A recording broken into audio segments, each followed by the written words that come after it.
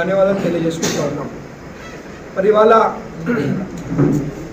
మరి మీకు తెలుసు, మొన్ననే మరి ప్రజలు బ్రహ్మాండమైన మెజారిటీ తోటి మరి మమ్మల్ని గెలిపించడం జరిగింది. మరి వాళ్ళు ఎప్పుడు కూడా మమ్మల్ని ఒక కుటుంబ సభ్యుడిలాగా, ఒక అన్నలాగా, ఒక కొడుకులాగా, ఒక తమ్ముడిలాగా, ఒక మన్మడిలాగా చూసిండ్రు.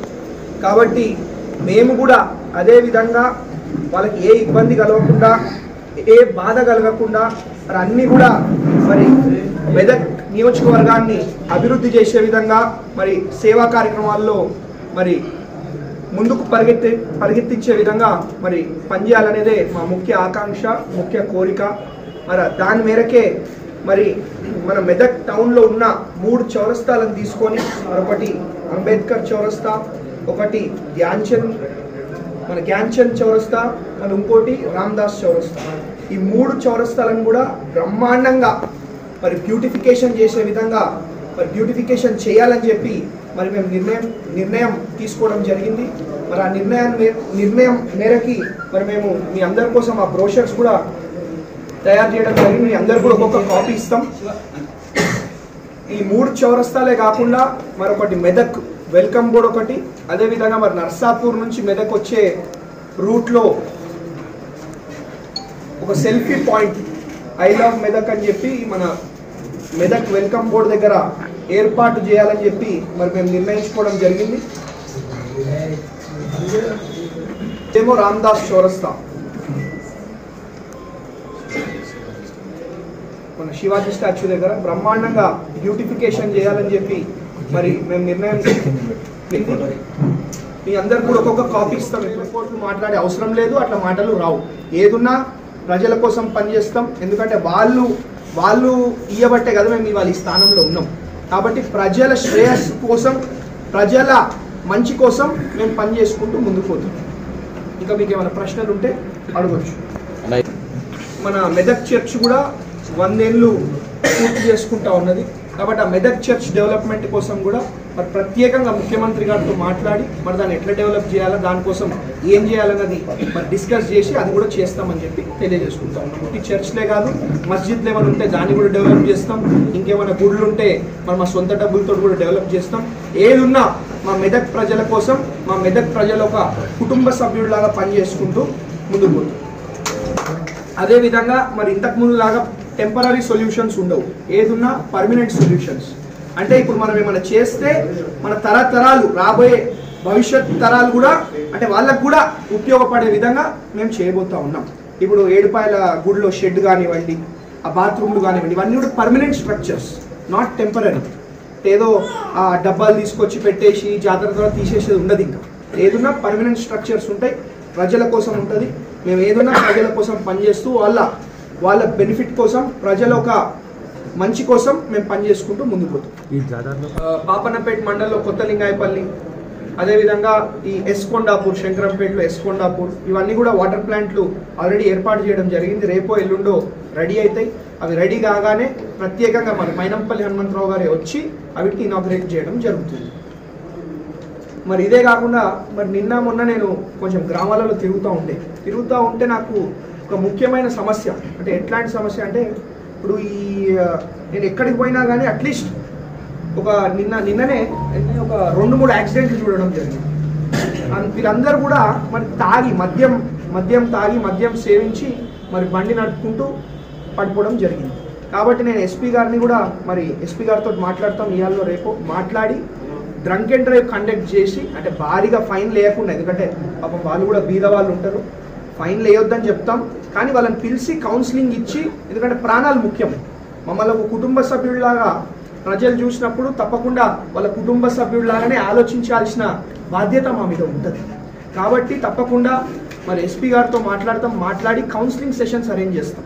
కౌన్సిలింగ్ సెషన్స్ అరేంజ్ చేసి మరి మద్యం తాగి నడపకుండా చర్యలు తీసుకుంటాం, దాన్ని కట్టడి చేసే విధంగా పనిచేస్తామని చెప్పి మీ అందరు కూడా తెలియజేసుకుంటా ఉన్నాం.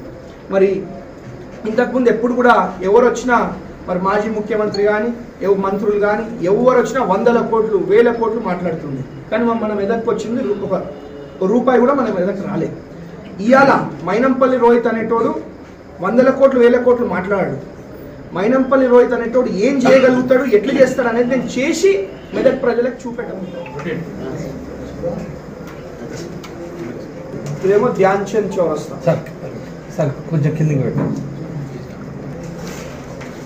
బ్రహ్మాండమైన సెల్ఫీ పాయింట్లు ఏర్పాటు చేద్దామని చెప్పి మరి మేము నిర్ణయం తీసుకోవడం జరిగింది. ఒకటేమో నర్సాపూర్ నుంచి మెదక్ వచ్చే రోడ్లో, ఇంకోటేమో మెదక్ వెల్కంపూర్. ఇదే కాకుండా మరి ఏడుపాయల అమ్మవారి టెంపుల్ కోసము అంటే ఎప్పుడు వీళ్ళు ఏం చేస్తూ ఉన్నాయంటే ఏదో ఫండ్స్ తీసుకురావాలా, టెంపరీగా ఏదో ఒకటి చేసేయాలా, పైసలు వేస్ట్ చేయాలా, కథం పట్టేయాలి. మేమేం చేస్తూ ఉన్నామంటే ఒక పర్మనెంట్ స్ట్రక్చర్, ఒక 80 లక్షల రూపాయలతోటి ఒక పర్మనెంట్ షెడ్ వేపిస్తూ ఉన్నాం. అంటే అది ఎప్పటికుంటుంది, ఇంకా షెడ్ డబ్బులు వేస్ట్ కావు, మళ్ళీ ప్రజలకి రేపటి రోజు ఇబ్బంది కలగకుండా ఎప్పటికా షెడ్ ఉండే విధంగా ఒక నిర్ణయం తీసుకున్నాం. అదే కాకుండా అదేవిధంగా మన ఏడుపాయల అమ్మవారి టెంపుల్లో బాత్రూమ్లు, ఇంకా కొన్ని రూమ్లు కూడా కడదామని చెప్పి మరి మేము నిర్ణయం తీసుకోవడం జరిగింది. ఆ మేరకు మరి అతి తొందరలో రేపో ఎల్లుండో అవతల ఎల్లుండో మరి వర్క్స్ కూడా స్టార్ట్ చేస్తామని చెప్పి మీ అందరు కూడా తెలియజేసుకుంటూ ఉన్నాం. ఇదే కాకుండా మరి ఇంతకుముందు మేము మెదక్కి మైనంపల్లి సోషల్ సర్వీస్ ఆర్గనైజేషన్ ద్వారా రావడం జరిగింది. కాబట్టి ఆ మైనంపల్లి సోషల్ సర్వీస్ ఆర్గనైజేషన్ కార్యక్రమాలు కూడా అన్నీ కూడా ఎట్లయితే నడుస్తున్నాయో ఇంతకుముందు అదే విధంగా ఇప్పుడు కూడా మరి నడుస్తూ ఉన్నాయి, బోర్లు నడుస్తూ ఉన్నాయి. మరి రేపో ఎల్లుండో ఫిక్స్డ్ డిపాజిట్ ప్రోగ్రామ్లు కూడా మళ్ళీ స్టార్ట్ చేయబోతా ఉన్నాం. అన్ని కూడా మరి బ్రహ్మాండంగా చేసుకుంటూ ముందుకు పోతా ఉన్నాం. కానీ ఈ అభివృద్ధి కార్యక్రమాలు ప్రభుత్వానికి సంబంధించిన అన్ని నేను చూసుకుంటాను. ఈ MSS Mynampally social service organization ఏమి దానికి సంబంధించిన ఏ కార్యక్రమాలు ఉన్నా కానీ మరి పెద్దలు మైనంపల్లి హనుమంతరావు గారు పర్సనల్గా చూస్తూ ఉన్నారు. కాబట్టి వారే వచ్చి అన్ని బోర్లు కూడా ప్రారంభిస్తూ ఉన్నారు. అదేవిధంగా రేపటి నుండి ఫిక్స్డ్ డిపాజిట్లు ప్రోగ్రామ్ కూడా స్టార్ట్ చేయబోతా ఉన్నారు. పుస్తమెట్టలు అన్నీ అంటే ఎప్పుడు కూడా అది ఎలక్షన్ ముందు అదే నడిచింది, ఎలక్షన్ తర్వాత కూడా అదే నడుస్తూ ఉన్నది. ఎప్పుడు కూడా మేము ఎలక్షన్ ముందు ఒకటి, ఎలక్షన్ తర్వాత ఒకటి చెప్పలేదు. కాబట్టి బ్రహ్మాండంగా అటు మైనంపల్లి సోషల్ సర్వీస్ ఆర్గనైజేషన్, ఇటు మన కాంగ్రెస్ పార్టీ కార్యక్రమాలు, ఇటు ప్రభుత్వ కార్యక్రమాలు అన్నీ కూడా బ్రహ్మాండంగా చేసుకుంటూ మరి మెదక్ నియోజకవర్గాన్ని అభివృద్ధి చేసుకుంటూ ముందు తీసుకుపోతామని చెప్పి మీ అందరు కూడా మరి ఇంకొకసారి మీ ద్వారా మా మెదక్ కుటుంబ సభ్యులకి మాటిస్తూ ఉన్నాం. ఇదే కాకుండా మరి మా సొంత డబ్బులతోటి మరి కొన్ని వాటర్ ప్లాంట్లు కూడా ఏర్పాటు చేయబోతా ఉన్నాం. అవి కూడా మరి మైనంపల్లి హనుమంతరావు గారు ప్రత్యేకంగా వచ్చి ఇనాగరేట్ చేస్తాం. ఉట్టి వాటర్ ప్లాంట్లే కాదు, దాదాపు ఒక 100 పిఓయూలు అంటే మరి ఒక గుడి దగ్గర కానివ్వండి, చిన్న స్కూళ్ళు ఉంటే కానివ్వండి, అంటే ఇది తాగడానికి పెద్ద ప్లాంట్ కాదు, ఒక 30 నుంచి 35 లీటర్లు వస్తాయి గంటే. జస్ట్ ఒక తాగనికి పిల్లలు కానివ్వండి, ఎవరైనా మన మంచినీళ్ళు తాగడానికి ఆ పిఓయూలు కూడా, ఆ పిఓయూ వాటర్ ప్లాంట్స్ కూడా చిన్నవి, అవి కూడా దాదాపు 100 మా సొంత డబ్బులతో ఏర్పాటు చేద్దామని చెప్పి మేము నిర్ణయాల చుట్టూ మరి ఎమ్మెల్యే ఇల్లు చుట్టూ, లేకపోతే ఇల్లు చుట్టూ, ఇల్లు చుట్టూ తిరగాల్సిన పరిస్థితి, లేకపోతే ఆ ఆఫీస్ చుట్టూ తిరగాల్సిన పరిస్థితి.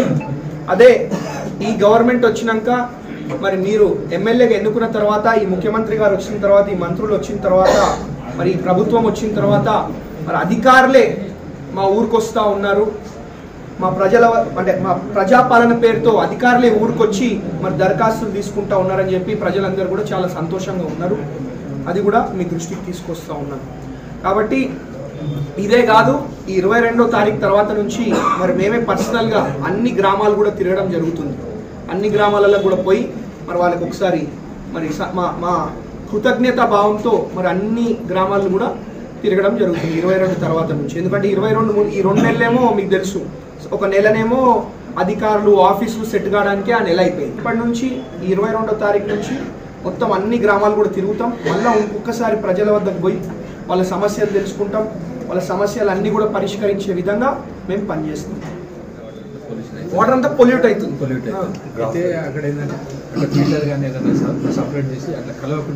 తప్పకుండా అది కూడా మనం ప్లాన్ చేద్దాం.